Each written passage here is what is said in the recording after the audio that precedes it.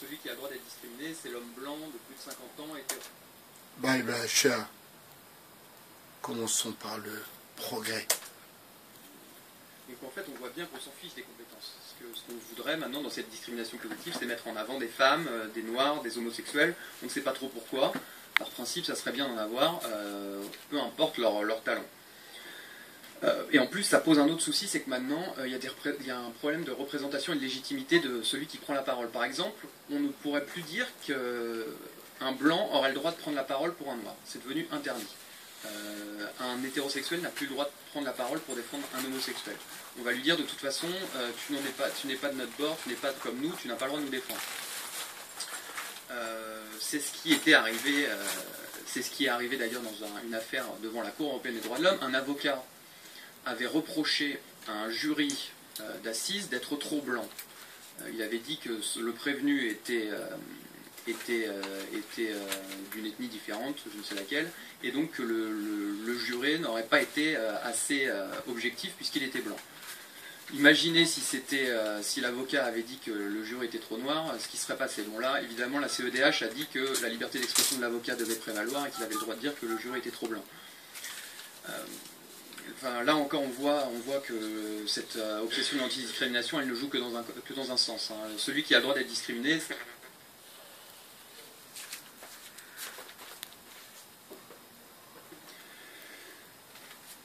alors, j'avais un petit exemple que j'ai retrouvé récemment. Ah oui, alors, voilà, cette idéologie de l'antidiscrimination nous vient beaucoup des États-Unis. Il y a beaucoup d'études qui viennent et qui sont reprises telles quelles par nos médias ou alors dans les entreprises. Et par exemple, il y a des exemples qui nous disent que le CV de personnes blanches aux États-Unis a 70% de plus de chances d'être choisi que le CV de personnes de couleur. Alors, on peut se dire que c'est peut-être la vérité, mais si on va par exemple en Chine, j'imagine que le CV des personnes blanches, il ne fait pas 70% de réussite. Le CV de personnes blanches en Afrique, c'est la même chose, le CV de personnes blanches en Asie, au Japon, en Chine, au Qatar, dans les pays du Golfe, à mon avis, le blanc est discriminé. Là, on n'y voit pas de mal, vous voyez. Donc cette obsession de l'antidiscrimination, on va l'appliquer seulement aux pays occidentaux. Les pays occidentaux n'ont pas le droit de défendre leur culture, mais les pays non occidentaux, eux, ont le droit de la défendre, ont le droit de la défendre chez eux, mais ont aussi le droit de la défendre chez nous. Ça, c'est quelque chose qui est quand même assez typique. On voudrait nous faire croire que ce droit de l'antidiscrimination est totalement neutre, que ce principe est normal, mais en fait, il ne s'applique toujours qu'aux mêmes personnes. Deux autres exemples qui sont assez marrants, qui nous sont sortis par les Américains. On se rend compte que la discrimination, ça va bien plus loin. Vous vous rendez compte, quand vous tombez en panne, que vous avez un pneu à changer, que vous êtes dans un parking, vous allez aller voir un homme plutôt qu'une femme. Ça, c'est sorti dans des études américaines. C'est une honte qu'on aille demander à un homme de nous aider à changer une roue plutôt qu'une femme. Évidemment, un homme est normalement plus fort, plus apte à nous sortir de la panade, mais ça serait de la discrimination, donc on devrait contre le sens commun, aller demander à une femme de nous aider à changer une roue. Autre discrimination totalement interdite, c'est celle maintenant sur le CV. C'est très mal vu, vous voyez, dans ces études américaines, on a remarqué que les entreprises de la Silicon Valley avaient tendance à recruter des employés en fonction de l'université à laquelle ils avaient été, et aussi en fonction des entreprises dans lesquelles ils avaient travaillé avant. Et que c'était de la discrimination. Peut-être que ces entreprises de la Silicon Valley auraient dû aller recruter le garagiste du coin pour travailler dans leur société. Vous voyez, c'est complètement délirant. Maintenant, il ne faut même plus recruter sur le talent, il faut recruter sur des choses qui sont complètement aberrantes, on ne sait pas quoi. Toujours, ça va être la race, la religion, l'orientation sexuelle.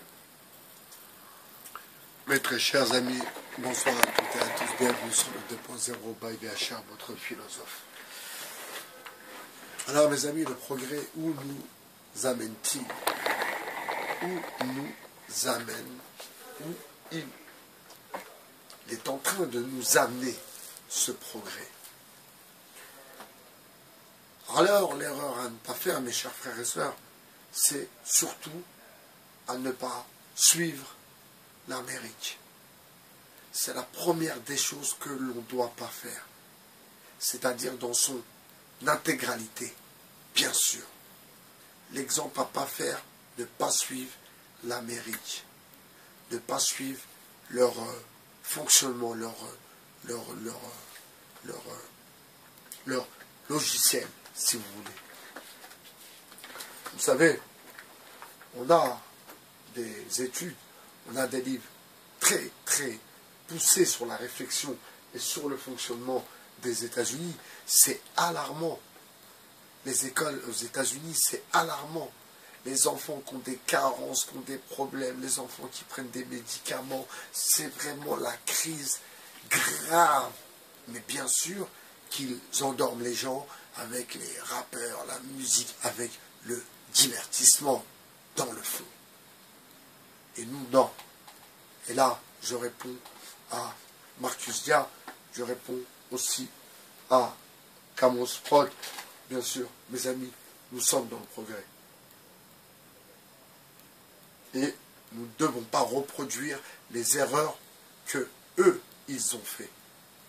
Déjà, le fait d'être divisé, tout a commencé déjà avec Malcolm X et Martin Luther King, qui le repose en paix. Ensuite, dans la rue, on connaît l'histoire de Tupac et de Biggie, mes chers amis. Donc, vous voyez, il faut vraiment réfléchir à comment on peut se donner de la force, mais en gardant la face. Vous comprenez? En étant toujours fiers de nous, fiers de notre provenance. Nous sommes des gens de la diversité. Il faut être fier de ça. C'est quelque chose qui doit vous habiter. C'est quelque chose qui doit vous animer.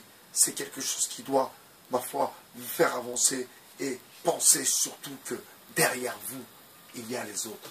Et quand je parle des autres, mes très chers amis, il y a mes enfants. Il y a vos enfants qui sont derrière. Vous comprenez? Là, je vais m'adresser aux parents.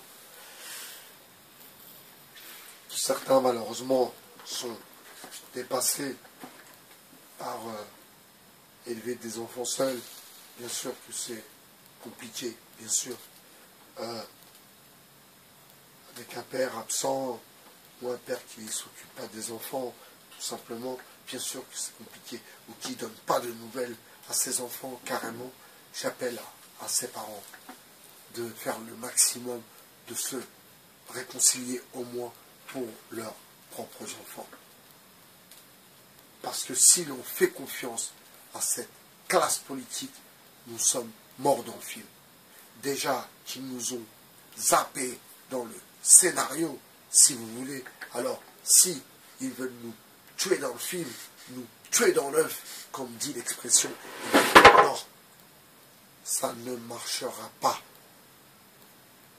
Nous ne sommes pas les Malek Bouti, nous ne sommes pas tous ces gauchos qui sont devenus bourgeois, ces gauchos bobos. Apparemment, j'ai suivi un peu Cédric, le mathématicien, qui rentre dans le game de la politique. Alors, parlons un peu politique, mes très chers amis.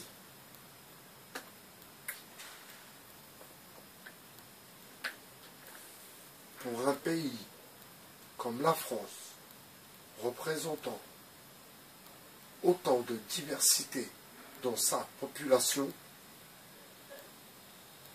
combien de personnes de la diversité sont en politique? Question sur le 2.0.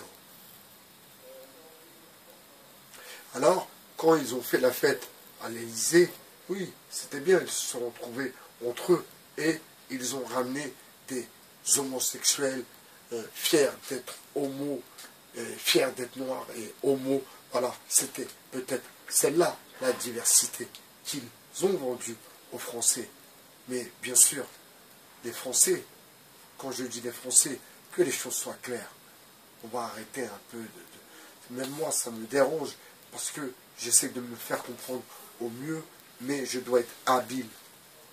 Donc j'ai cette chance de savoir parler, donc il faut que je trouve les mots justes pour que ça vous atteigne.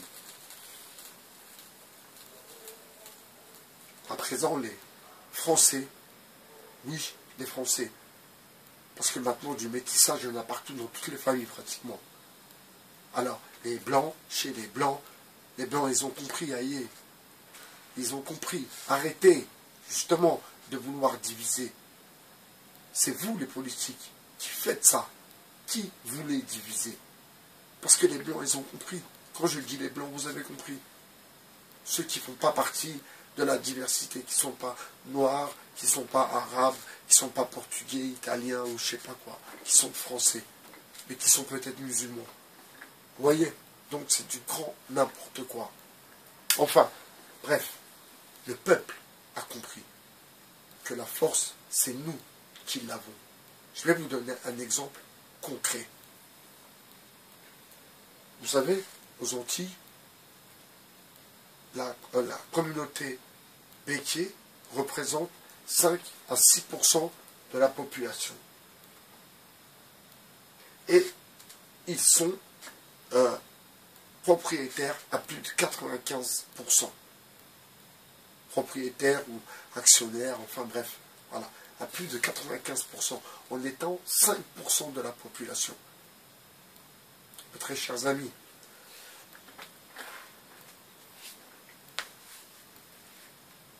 personnellement, je préfère vous le dire, pour pas que vous puissiez penser, oui, il veut se lancer dans la politique, c'est quelque chose qui le branche. Non, pas du tout. Non, non, je ne peux pas, déjà, par rapport à mes convictions religieuses, je ne peux pas. Deuxièmement, être une personne publique de la sorte ne m'intéresse pas du tout. Et puis, moi j'ai mis du temps à comprendre ce que je devais faire réellement de ma vie. Eh bien moi, je suis quelqu'un qui écrit. Je suis quelqu'un qui est créatif, tout simplement. Par contre, apporter de mon savoir, apporter de ce que je connais, de mon savoir, oui, avec un grand plaisir. Si je peux faire avancer les choses. Et comme j'ai dit à Camos Prod et à Marcus Dia, la preuve qu'on avance. Parce qu'à un moment, il disait, oui, mais la communauté, la diversité, on n'avance pas. Regarde, il n'y a personne qui a parlé, tatati, tatata. Ouais, c'est vrai. C'est vrai. Mais ça veut dire qu'on est en train de passer à autre chose. On est en train de passer à autre chose. D'ailleurs, je disais à Marcus Dia, je disais que, en fait, si tous les rappeurs se mettaient d'accord, ils couperaient les vivres aux maisons de disques. C'est une vérité. Et voilà, ça serait si tous les footballeurs seraient sortis du terrain quand un joueur noir rentre sur le terrain et qu'ils font le singe, si tous les joueurs de foot sortiraient, eh bien, on avancerait. Encore une fois. Vous comprenez, mes chers amis? Les choses sont claires. Mais nous sommes en train d'avancer. La preuve. La preuve. Et il faut se servir des réseaux sociaux. Et pas pour faire n'importe quoi. Surtout, pas pour être l'argent du divertissement, entre guillemets. Non. Construisent. Qu'on fasse des choses qui s'emboîtent l'une dans l'autre. Qu'on essaye d'avancer ensemble. Qu'on essaye de construire ensemble. Vous comprenez? Je vous souhaite une bonne soirée, mes très chers amis. Et je vous dis à très bientôt sur le 2.0. C'était Maï Bercher, votre philosophe. Ciao!